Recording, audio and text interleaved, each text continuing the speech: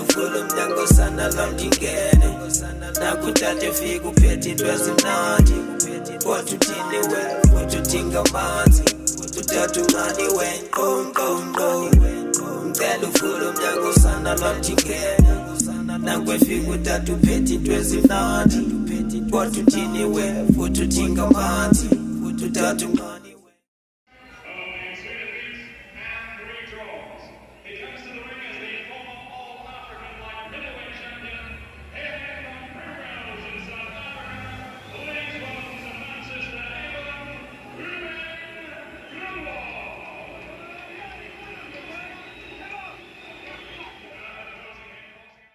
I'm a former professional boxer and amateur boxer, and I've done some good things in my career. I've been a world champion. I lived in England and I boxed in front of 22,000 people. I was a 16-1 underdog that night in Manchester. 2002, the 1st of June. I made history, man.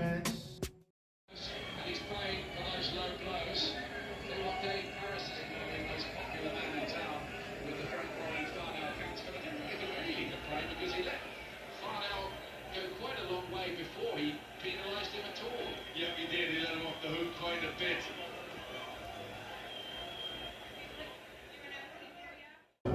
XXL, what's happening?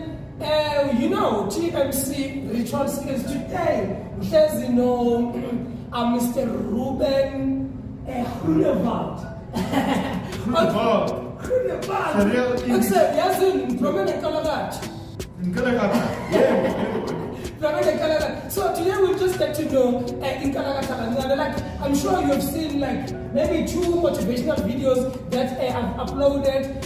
Some of them I think I've uploaded on my personal profile with Facebook, and some of them were posted with RS Inc. But let's get to know like Mr. Ruben just a little bit, because I mean, as you see us here now, we are working together and we're generating, we are on some tip. We just done a motivation now, and motivation just led me to get to know you now because you're telling me about the people that you've met, and you've been to Denmark as well. I've been to Denmark, been to Germany, I've been to Sweden, I've been to Canada, I've been to Mauritius, England, Scotland, Wales, Ireland, France, Paris. I've been there, son, I've been there. But the thing is, I'm humble. I'm just down to earth. I'm humble, I'm down to earth. I know where I'm from, where I came from, and I'm humble, man. My life experiences, I've experienced a few things, man. I started boxing when I was 8 years old. When I was 8 years old, it was 1985. It was in the middle of apartheid. So let's talk a bit. So it's boxing. Then you come back to South Africa. Yeah. I hear like on a motivation now. I mean, the reason you're sitting here, you say, and then people robbed you your money. Okay, I would like to divulge to that a little bit. Like, how does it happen? Is it like, say, promoters, maybe the sport manager?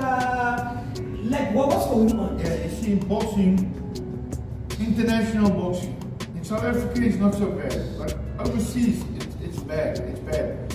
You might get a fight.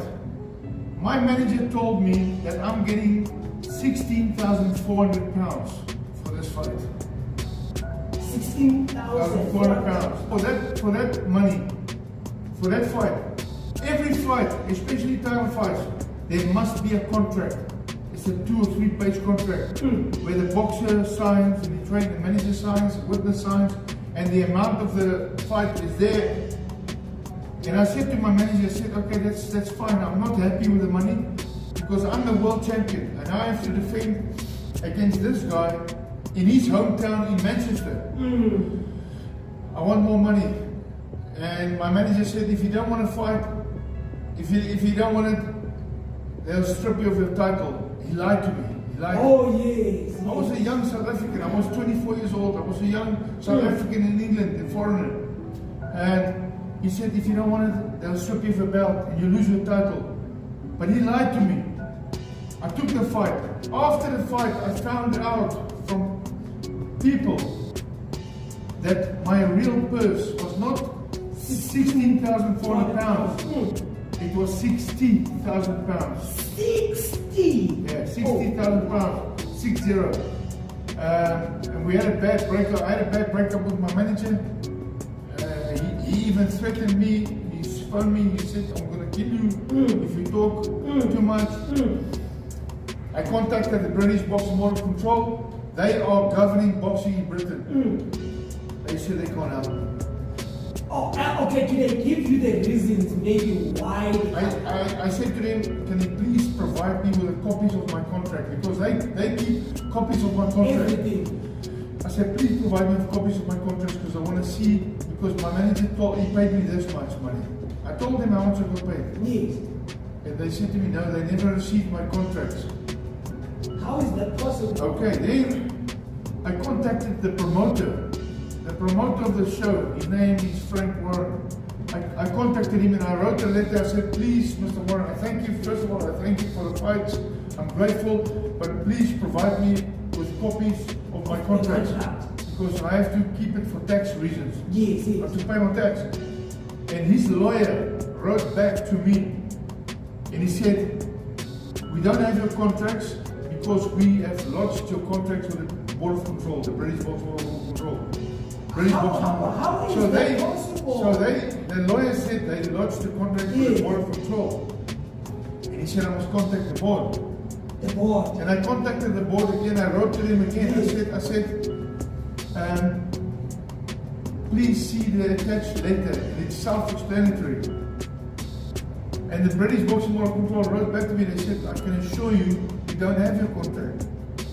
So, according to you, what do you think actually happened? You know what, I can think this and I can think that, but the fact is, I've got all those letters in my possession. I've not got it from, this is going back 2002. 2002, this is like, We are now 20 years. 20 years. I've got those contracts, I've still got those letters. What I think is, someone stole my money. Someone stole my money. And they all know about it. The British Boxing Board of Control, the promoter, my managers, they all know about it. Everyone knows. But because I'm a foreigner, I'm a South African, they keep it quiet. They don't want to, because if it comes out, it's going to be very, very bad news for British boxing, yes. for British boxing and worldwide boxing. If the world knows how badly I was treated, it's going to be a disgrace. It's going to be a lot of bad things are going to happen. No. As South Africans, we really look up to London, like UK and everything. And I mean, to be getting such stories, I understand what you're saying. And just one last part, we're not going to make it long. What did you learn from there? Like when you're coming back to South Africa now, like what was the lesson for you that you can share maybe with a young person like me? You know what, man? I learned many lessons, and we're going to talk about these lessons that I learned. Through motivation? Through motivation. I learned a lot of lessons, and I've experienced a lot, and we're going to talk about it hopefully in all your videos. And one thing if I can think about one thing now, without thinking about it, without rehearsing, all I can say is be honest in life. Be honest, because what goes around comes around. That manager of mine, it is two brothers, Frank and Eugene Maloney. They were my managers, two brothers. And I believe they stole my money. They are out of boxing now today. They don't work in boxing anymore. The British Boxing Board of Control, the CEO, he's not the CEO anymore. So the board is completely different now. It's different, you know, but the thing is, the truth must come out. The truth must come out. Truth must always come out. Always be truthful and always treat people with respect. It doesn't matter who you're talking to. You don't know that person. Like this guy I met, Andy, his name is Andy O'Reilly. Yes. When I was a world champion, I met him, and I was a bad champion, and I didn't know who he was. They introduced me to him, and he was very humble. He asked me a lot of questions, and he was and I thought, hey, this guy, I don't know, who is he, you know? I didn't want to judge or anything. Yes. But I found out when I was going through hard times, and I was almost homeless, and I was looking for work. I met him again, and he offered me a job at his company. He had a company, and what I did, I painted roads, all the stop signs, the parking bays on the highway, all the white and yellow and red lights. That's what I did. I worked for him, and he saved my life, Andy O'Reilly. He saved my life, man. So all I say is, don't act arrogant or act like you're someone else. My advice is, be yourself, be humble. You don't always have to be humble. You know what? We're all different people, but be truthful, be honest.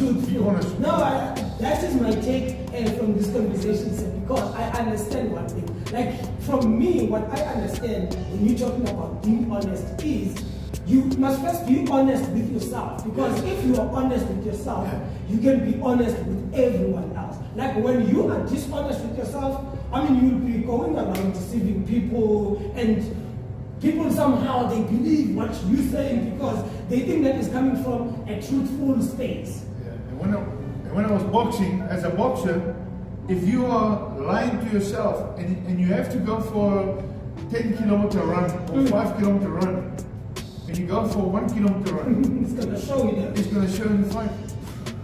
Be honest, you know, guys. Be honest. Do the job, man. Do the job. If someone asks you to do something for him, do it, you know? Hey, otherwise, guys, I'm chilling here with Mr. Ruben Groenewald, a champion.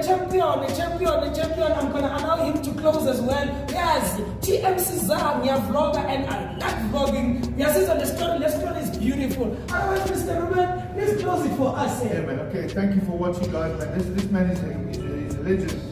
You know what? Support his channel. And I wrote the book. My whole life story is on the book. It's called Broken Dreams, The Untold Truth. No, I am going to. Where can I get the book? Because I can buy it. You can go to Amazon and you can buy one. They can send it to you. Now I'm going to buy that. You can even download it on your phone. I will download it if I have to download it. Check it out, guys. Broken Dreams. Thank you so much, sir. I need you Yes, to teach man. me to.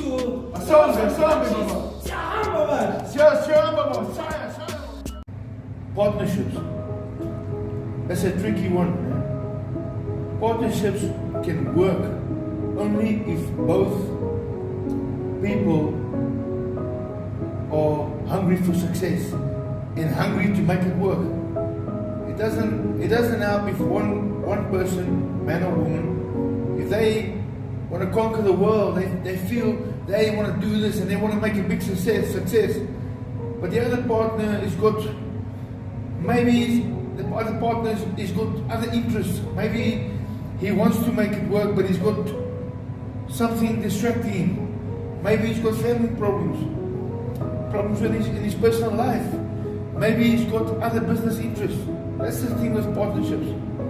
But it can work. It can be a beautiful thing if both partners work together well and have the same goal in mind. But it's a very, very tricky one, man. It's a very tricky one. You know what? There's a lot of problems, lots of obstacles, because they might be best friends and they might get on well. But as soon as they start a business, this guy changes. He's going to be a different person now.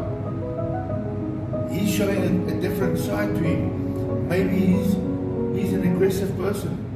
Maybe he's too laid back in business when it comes to business. So friendship is one thing, but business is a completely different issue.